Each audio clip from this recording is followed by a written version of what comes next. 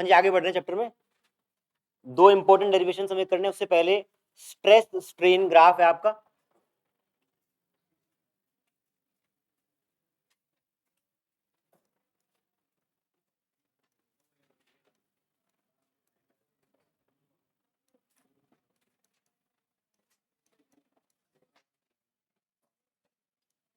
हाँ जी, क्लास शुरू होने के बाद कोई मुझे आवाज आ गई किसी की तो सीधा बाहर जाएगा, कोई बहाना नहीं है। स्ट्रेस स्ट्रेन ग्राफ हमें बनाना है। श्लोक वहां जाओ बेटा, वहां जाओ, आ जाओ, कोई बात नहीं, आ जाओ। Stress strain graph, vertical axis पे, वाई एक्सिस पे आपने स्ट्रेस ड्रॉ करना है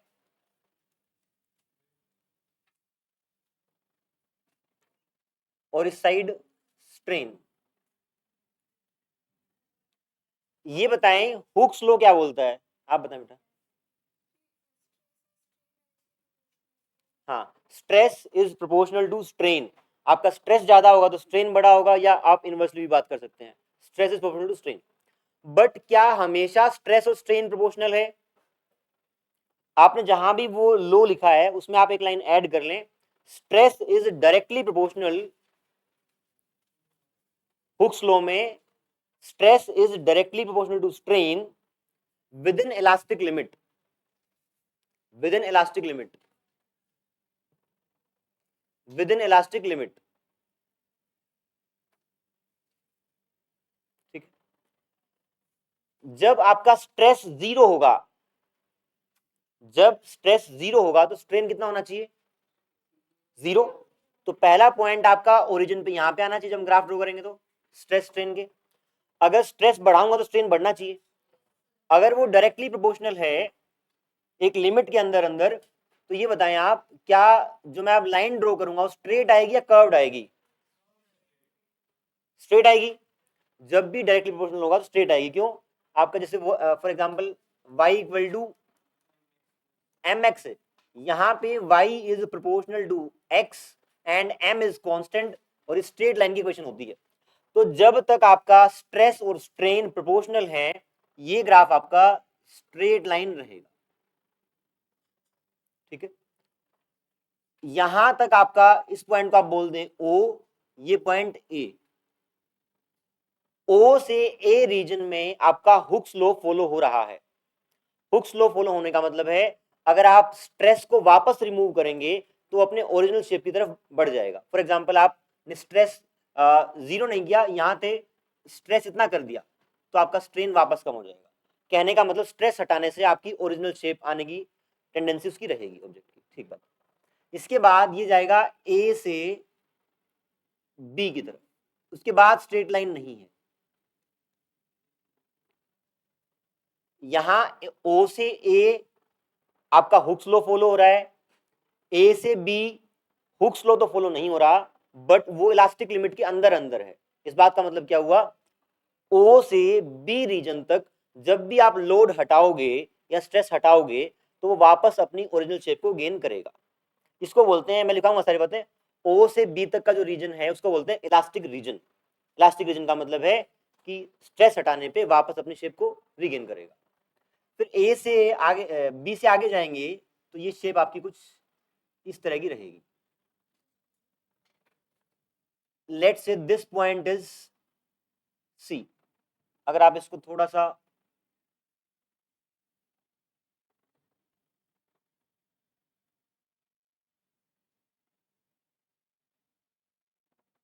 ये मान ले सी है, सी पॉइंट, ये ए बी सी। बी से सी रीजन आपका होता है प्लास्टिक रीजन। प्लास्टिक का मतलब है अगर आप स्ट्रेस को रिमूव करेंगे तब भी आपका स्ट्रेन बना रहेगा, डिफॉर्मेशन रहेगा। तो बी से सी इज प्लास्टिक रीजन। सी के बाद ये वापस नीचे आता है ग्राफ, और ये लास्ट पॉइंट होता है डी। इस पॉइंट के बाद देखो जनरली हमें लगता है कि स्ट्रेस बढ़ाने से स्ट्रेन बढ़ेगा, है ना, वो बात पॉइंट सी तक हमारी लागू भी होती है। लेकिन सी के बाद देखें आप even on reducing stress strain is increasing. ठीक है, और जो लास्ट पॉइंट है डी, ये आपका होता है फ्रैक्चर पॉइंट।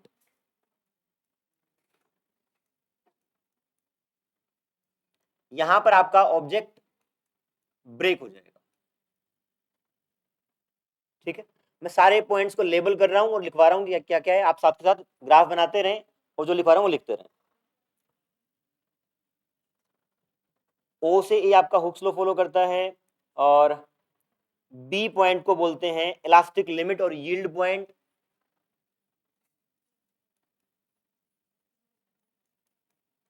इलास्टिक लिमिट और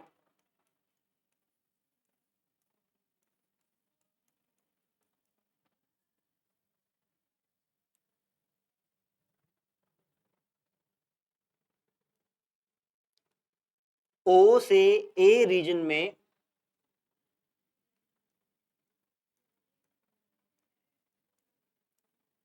हुक्स लॉ इज फॉलोड।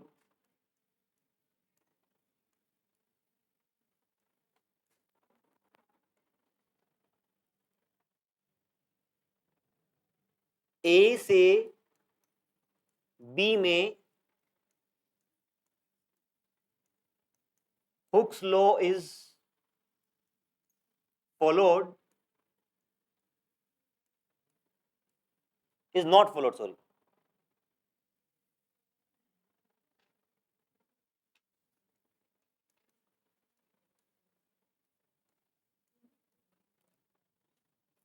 ओ से ए में आपका हुक्स लॉ फॉलो होता है, ए से बी में हुक्स लॉ फॉलो नहीं होता, लेकिन दोनों ही रीजन में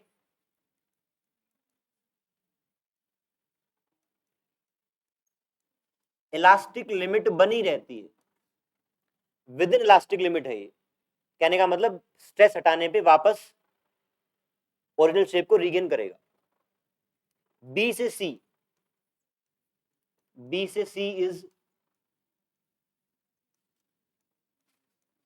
plastic reason.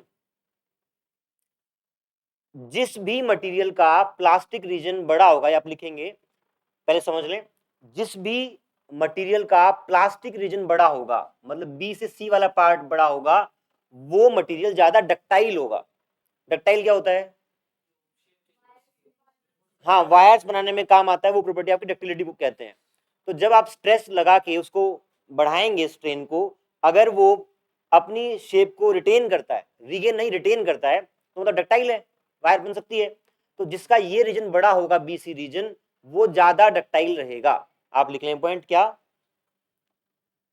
The material which has, कोई बात नहीं उसके बाद लेना, मैं बोल रहा हूं, the material which has larger plastic region, the material which has larger plastic region is more ductile, is more ductile।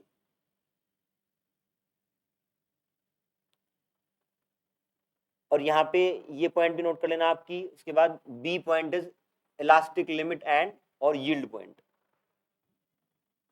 B से सी के बाद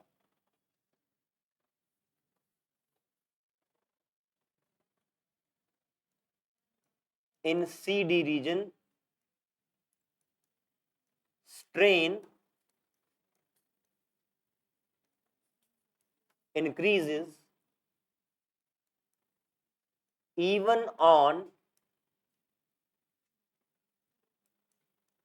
decreasing stress। इवन स्ट्रेस को घटाने के बाद भी आपका स्ट्रेन बढ़ता है। आप यहाँ पे सी से डी रीजन में देख सकते हैं कि स्ट्रेस घट रहा है और स्ट्रेन बढ़ रहा है। इसके लिए एक बहुत क्रूड सा एग्जांपल आपको मैं बता रहा हूं, बहुत एग्जैक्ट नहीं है, बट हाँ आप रिलेट कर सकते हैं। आपने चिंगम अगर देखी हो, देखी क्या मतलब, खूब यूज करी है।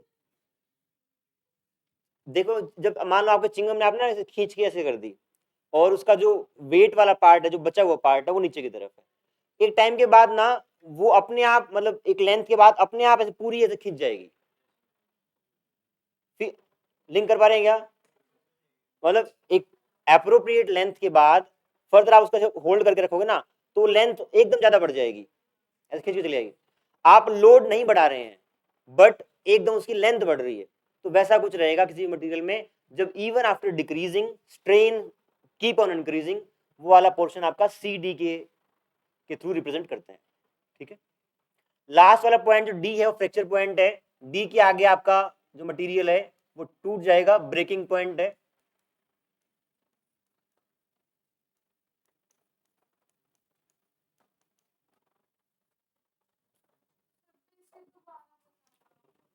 बीसी, बीसी रीजन का मतलब है, पहली बात तो बीसी रीजन आपका क्या कहलाया?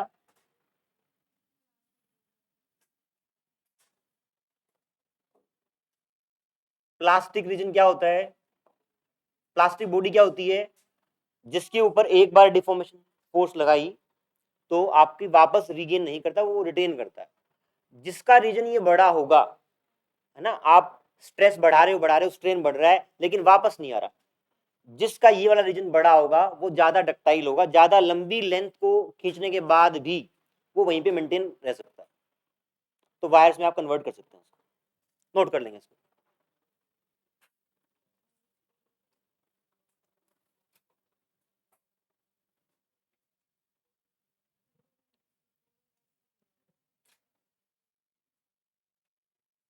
हाँ जी, आ देते हैं, सीधे बैठ जाएंगे।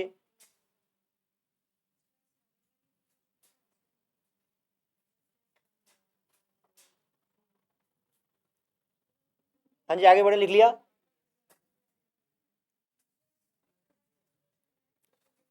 हाँ जी, पूछ लो बेटा, क्या पूछना है स्नेहा, बताओ क्या पूछना है।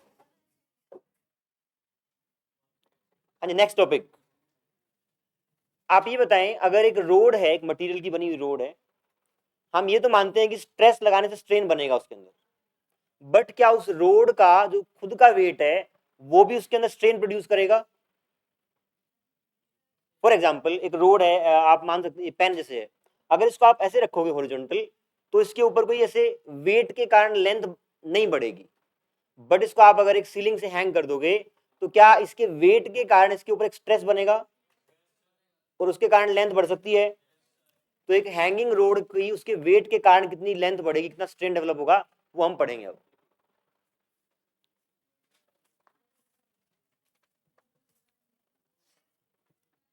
हाँ जी, हेडिंग लगाएं।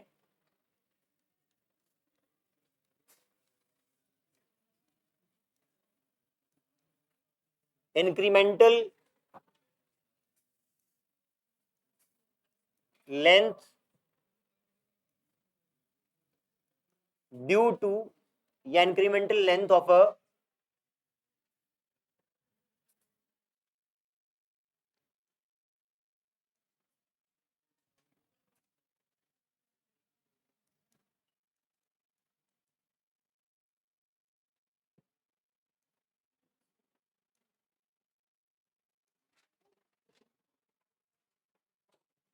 अपने ही वेट के कारण उसकी लेंथ में कितना इंक्रीमेंट आएगा वो हम स्टडी कर रहे हैं।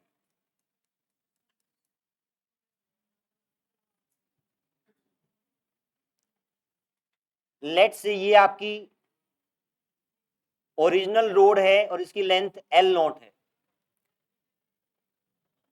आप ये बताएं, ये पॉइंट 1 है और ये पॉइंट 2 है, क्या दोनों पॉइंट पर स्ट्रेस सेम हो रहा पड़ रहा होगा, अलग अलग पड़ रहा होगा?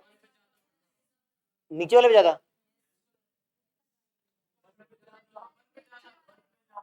नीचे वाले पे ज्यादा होगा? नीचे वाले पे ज्यादा कौन कौन बता रहा है?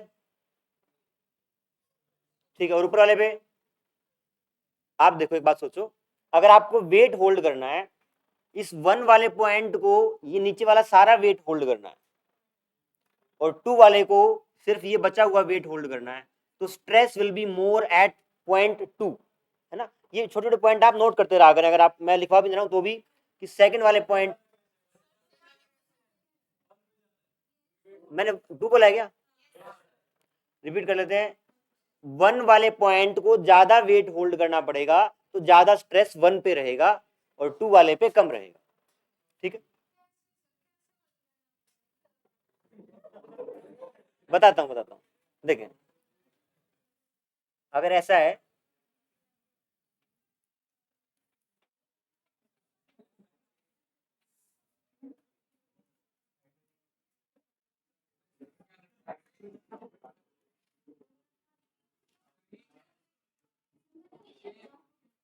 बताऊंगा। आप एक बार यहां पे हैं, एक बार यहां पे हैं, आपके पैर में जोर कब ज्यादा पड़ेगा? ठीक, तो आपका स्ट्रेस 1 में ज्यादा रहेगा। तो हमें यहाँ पे ये समझ में आया कि अलग अलग पोर्शन में अलग अलग स्ट्रेस है। तो हम क्या करेंगे, यहाँ पे इस ओरिजिनल लेंथ को पहले बहुत सारे टुकड़ों में तोड़ लेंगे। लेट्स से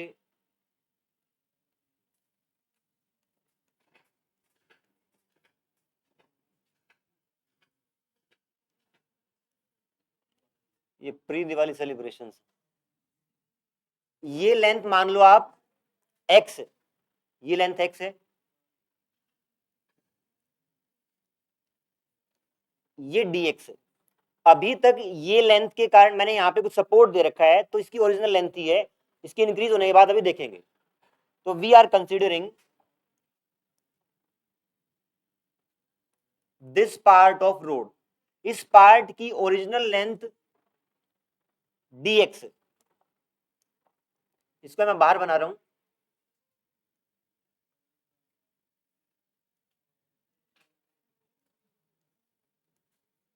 ये dx है। पर चलो, अरे तुरंत गेट अप, बैग ले जा, बाहर चल क्लास से।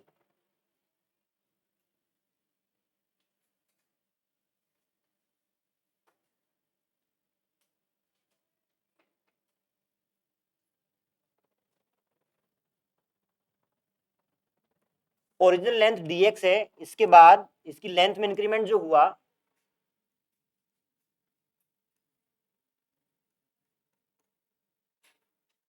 लेट्स से ये dy लेंथ इंक्रीज कर गया। ठीक है, dx क्या है इसकी ओरिजिनल लेंथ,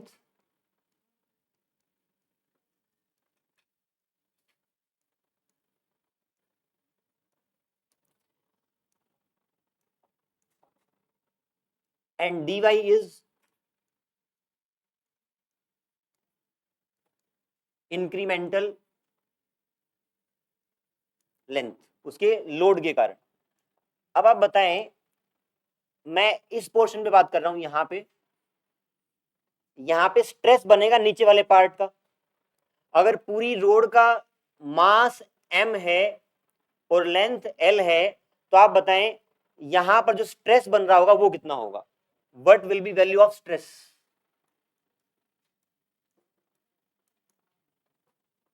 स्ट्रेस की मुझे मैथमेटिकल एक्सप्रेशन चाहिए, क्या होगा?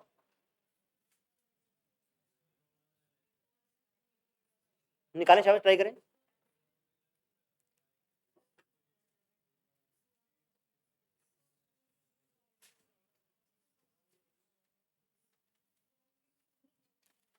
नीचे वाला वेट निकाल लें। अगर पूरे का मास m है तो नीचे वाली रोड का मास कितना होगा वो निकाल लेंगे, इंटू mg कर देंगे, फोर्स आ जाएगा, अपॉन एरिया कर देंगे। Area of cross section is a। आप मुझे इस नीचे वाली रोड का मास बता दें।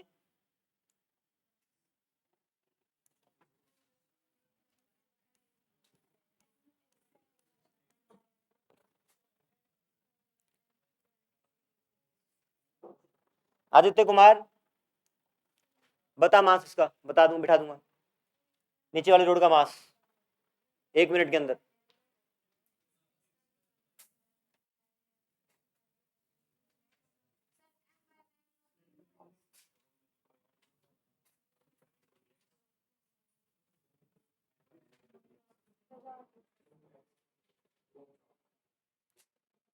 हाँ जी भाई साहब, इस पीले वाली रोड का आपको मास बताना है। Total mass is m0, sorry m। यार ये जो पीली है ना, इसका बताना है, ये यूनिट है क्या, आप देख लो।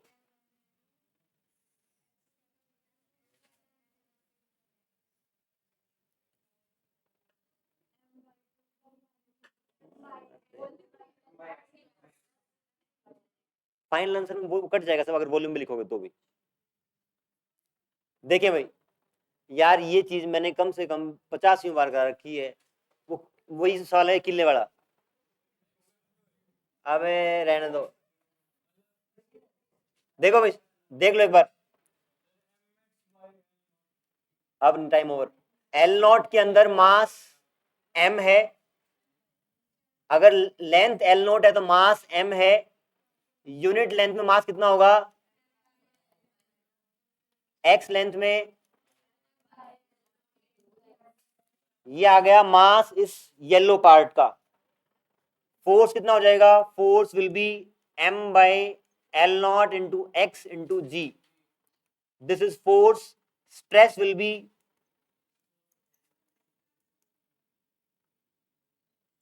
Force upon area,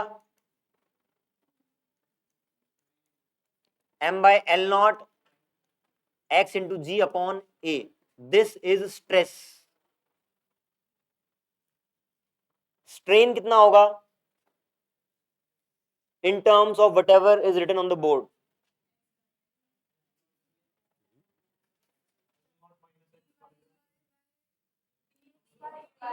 dy by dx, मैंने स्ट्रेन पूछा है इस छोटे से पार्ट का, ओरिजिनल लेंथ dx है, इंक्रीमेंटल लेंथ dy है, तो स्ट्रेन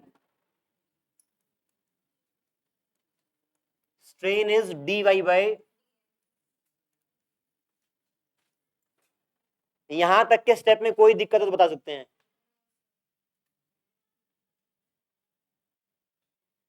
हमने ये अगर इसको फॉर्मूले में पुट करेंगे, अभी एक बार पहले ये नोट कर लें। डन, नंबर है लाइक यहां जा।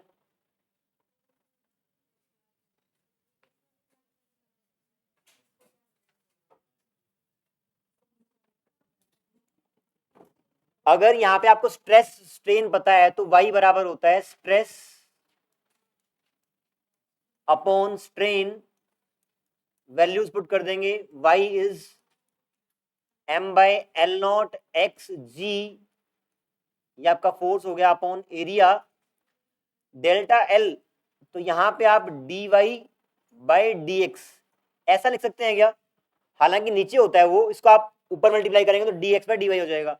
इस dy को इस साइड ले आए, dy is m by L naught A G, M G L naught A, और y भी आएगा साथ में, और dx भी। dx आपकी ओरिजिनल लेंथ थी और dy आपकी इंक्रीमेंटल लेंथ है, लेकिन ये इंक्रीमेंटल लेंथ एक ही पार्ट में है, हमें हर पार्ट की इंक्रीमेंटल लेंथ निकाल के ऐड करनी है, इंटीग्रेट करना पड़ेगा, तो इंटीग्रेट करना पड़ेगा, तो delta y that is total incremental length will be m by L naught G A Y D X, integration, limit कहां से कहां तक आएंगी,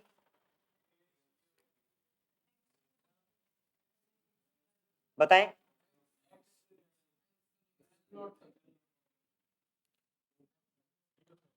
जीरो से एल नॉट, क्योंकि आप देखें आपको ये जो आपने छोटा सा पार्ट लिया है कहां से कहां वेरी करना है, आप बिल्कुल यहां से स्टार्ट करेंगे और बढ़ाते बढ़ाते यहां तक जाएंगे, तो एक्स की वैल्यू जीरो से एल नॉट तक जाएगी,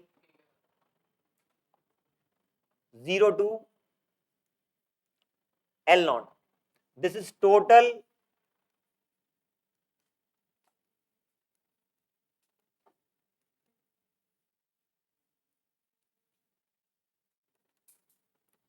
टोटल इंक्रीमेंटल लेंथ। इसको सोल्व करें और बताएं क्या आंसर आएगा, इंटीग्रेट करें, कहां पे, यहां पे, कहां पे, हाँ एक्स भी आएगा, यहां भी आएगा एक्स, ठीक है। फ्रेंड्स बता कहां पूछना है, हो गया, अब उसको इंटीग्रेट करो, ये बाकी सब कांस्टेंट है, अपर बताते हैं, देखिए आप ये जो रेड वाला पार्ट है ये बहुत सारे हैं, आप सबसे नीचे यहां पे ले आए, उस केस के लिए एक्स कितना होगा, 0, ऊपर तक लेके जाना है तो L0 आएगा। हाँ जी देख लेते हैं, ये आपका m/L0 a g y x²/2 limits 0 to L0 mg L0 square L0 ay 2, एक L0 कटेगा 2ay, this is total incremental length due to its own weight। एक रोड के अंदर उसके खुद के वेट के कारण टोटल इंक्रीमेंटल लेंथ इतनी आएगी।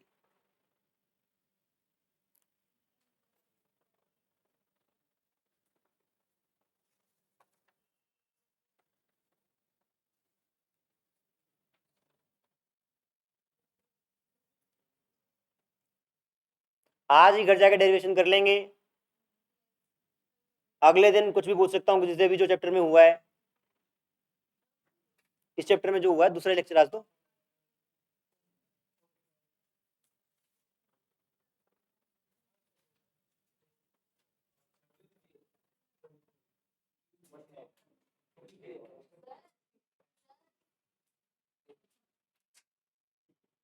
हाँ जी हटा दिया आपकी उस पर।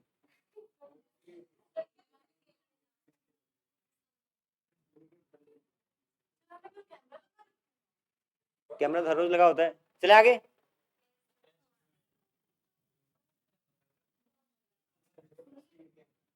हाँ जी बताएं फटाफट। हाँ जी नेक्स्ट टॉपिक।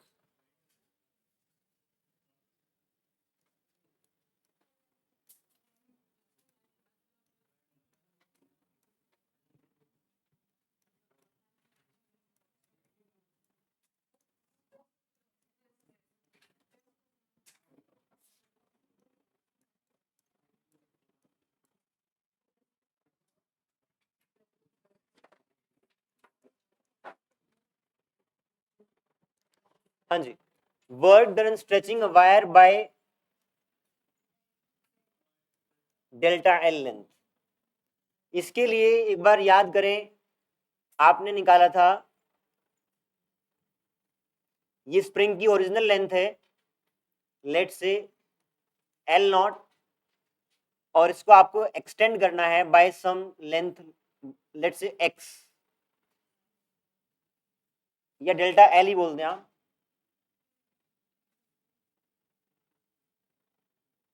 डेल्टा एल इसका स्प्रिंग कांस्टेंट k है। रिपीट कर रहा हूं सवाल, ओरिजिनल लेंथ स्प्रिंग की L0 है, आपको डेल्टा एल वैल्यू से इसको स्ट्रेच करना है, एक्सटेंड करना है, तो what amount of work need to be done. Perfect, half के एक्स स्क्वायर होता है आपका, एक्स कितना है यहाँ पे डेल्टा एल, तो हाफ के डेल्टा एल का स्क्वायर। अब मुझे ये बता दें इस एक्सप्रेशन को डिराइव करते वक्त आपने क्या क्या यूज किया था। वर्क डन, मैं रिपीट कर रहा हूं, वर्क डन होता है सिंपली फोर्स इनटू डिस्प्लेसमेंट। क्या यहाँ पे फोर्स कांस्टेंट है? क्यों कांस्टेंट नहीं है? हाँ पहली बात, हम यहाँ पे स्लोली स्ट्रेच कर रहे हैं, एक इंपॉर्टेंट पॉइंट है।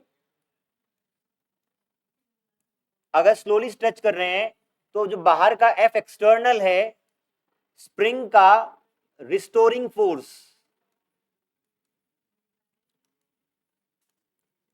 उसके बराबर रहेगा। जैसे जैसे आगे जाएंगे तो एक्स बढ़ेगा तो स्प्रिंग का फोर्स बढ़ेगा, तो अब एफ एक्सटर्नल बढ़ाना पड़ेगा। Force is variable. अगर फोर्स वेरिएबल है तो आप क्या करते हैं, वर्क डन निकालते वक्त इंटीग्रेट करते हैं, टुकड़ों में तोड़ते हैं उसको। तो आप लेट से यहां से, हाँ जी कहां लिखा है यार, ये के है, स्प्रिंग कांस्टेंट के है। आप ये मान लें कि आप यहां तक आ गए हैं, फॉर एग्जाम्पल मीन लेंथ से आप एक्स डिस्टेंस आगे आ चुके हैं, यहां पे फोर्स हो जाएगा एक्सटर्नल फोर्स विल बी के एक्स, और इससे फर्दर आगे डी एक्स मूव करने के लिए जो स्मॉल वर्क करना पड़ेगा it will be kx into D x, और इसको आप इंटीग्रेट करेंगे तो आपका वर्क डन आ जाता है हाफ के एक्स स्क्वायर इंटीग्रेट करने के बाद। इसी को यूज करेंगे हम इस एक्सप्रेशन में। कैसे देखते हैं?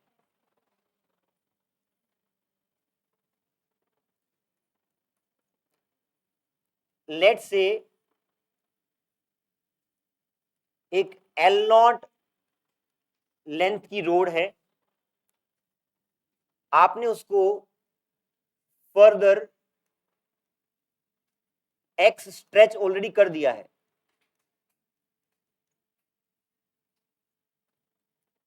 इस एक्स के फर्दर आप जो स्मॉल डिस्प्लेसमेंट करेंगे dx का, उसके अंदर कितना वर्क डन लगेगा ये आपको निकालना है। ठीक है, सेम चीज है, आपने x तक नेचुरल लेंथ से आगे x स्ट्रेच कर लिया था, फर्दर dx स्ट्रेच करने में कितना वर्क डन करना पड़ेगा ये निकालना पड़ेगा। तो सबसे पहले फोर्स की रिक्वायरमेंट रहेगी।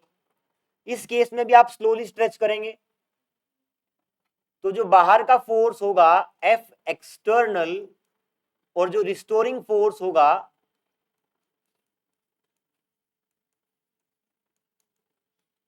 वो बराबर होंगे, बराबर होंगे।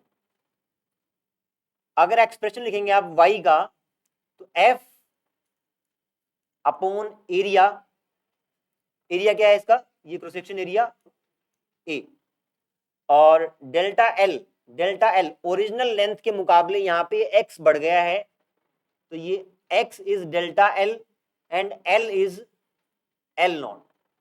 बताएं एक्सप्रेशन ठीक लिखा है? इस पर्टिकुलर सिचुएशन पे ये ओरिजिनल लेंथ के मुकाबले x आगे जा चुका है तो आपका स्ट्रेन या इंक्रीमेंटल लेंथ है वो x है, ओरिजिनल लेंथ l नॉट है। यहां से आप निकालेंगे f, f will be y into a upon l not into x। ये रिस्टोरिंग फोर्स है एट दिस मोमेंट और आपको dx आगे मूव करना है तो dw will be f dx y a l not x dx। ये आपका आया इस छोटे से हल्के से जो आपका dx एक्सटेंशन है उसमें कितना वर्क डन करना पड़ा। आपको टोटल एक्सटेंशन कितना करना है डेल्टा एल, यहां से आपको डेल्टा एल तक जाना है तो आप ऐसे छोटे छोटे पार्ट में ब्रेक कर लेंगे, सारी जर्नी का वर्क को ऐड कर लेंगे या इंटीग्रेट कर देंगे। यहां से टोटल वर्क डन निकालने के लिए आप इस एक्सप्रेशन को इंटीग्रेट करेंगे। यहां तक कि सीक्वेंसिंग में कोई दिक्कत तो पूछ सकते हैं पहले क्या? देखो स्लोली स्ट्रेच करने का मतलब है कि जो फोर्स आपका अंदर से स्टोर कर रहा है आप बाहर से भी उतना ही लगा रहे हो, बहुत स्लोली स्ट्रेच हो रहा है। हाँ, अब आप इस एक्सप्रेशन को इंटीग्रेट करेंगे और x की लिमिट क्या होगी 0 टू डेल्टा एल। हाँ,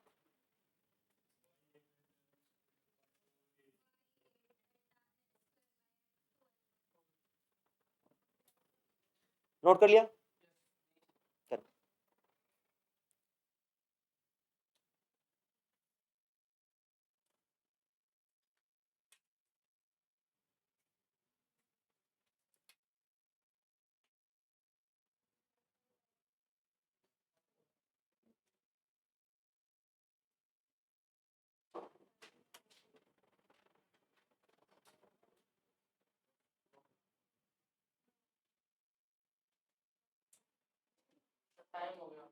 कोई बात हो गया,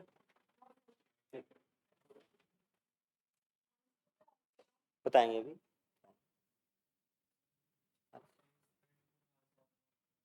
केड़ा एड़ा ए,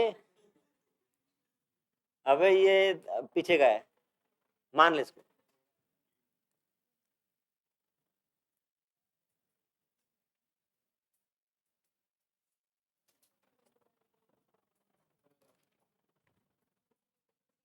बताएं क्या एक्सप्रेशन आया डी डब्ल्यू का एक बार,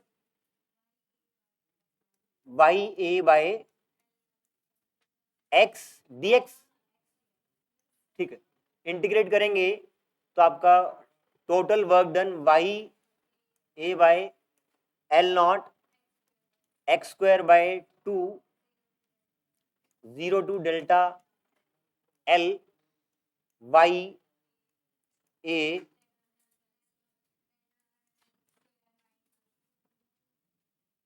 डेल्टा एल स्क्वायर बाय 2। आपको ध्यान हो तो उस केस में हमने ये कहा था कि जितना वर्क डन करना पड़ेगा उतनी ही आपकी पोटेंशियल एनर्जी स्टोर हो जाएगी। तो यहां पे आप बोल सकते हैं कि total work done is equals to total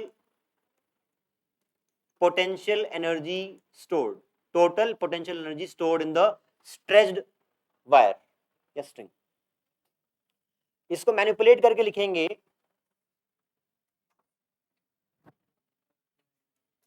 delta L by L Y A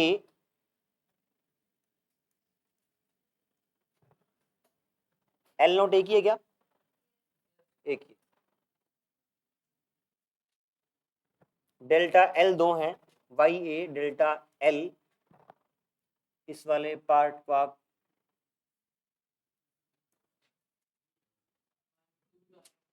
bye में 2b आपका, क्या सारे टर्म्स लिख दिए हैं, वाई ए डेल्टा एल दो बार कर दिया है, हाफ इंटू एल नोट कर दिया है। क्या ये वाला पार्ट आपका स्ट्रेन है,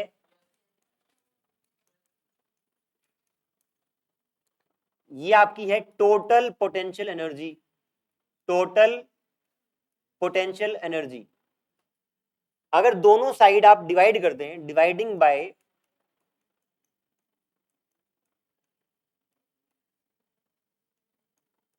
volume of wire, volume of wire means length of wire into area of cross section. अगर आप इस एक्सप्रेशन को दोनों साइड वॉल्यूम से डिवाइड कर देंगे तो व्यू डेल्टा यू बाई वी करने से लेट से नया टर्म बन गया यू, उसका आपने बोल दिया potential energy per unit volume, और वहां पे half Y A delta L A L naught delta L by L not.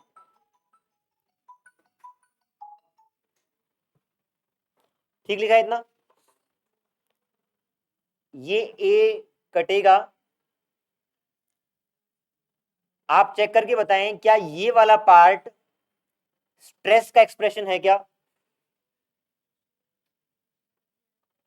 क्योंकि आपका वाई होता है stress upon strain, strain is delta L by L, इसको आप यहां लेके आएंगे तो delta L by L not बन रहा है, ये आपका बन गया half into stress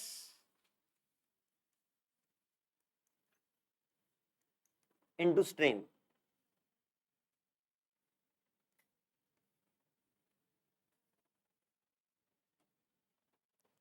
this is potential energy stored पर यूनिट वॉल्यूम इन अ स्ट्रेच्ड वायर।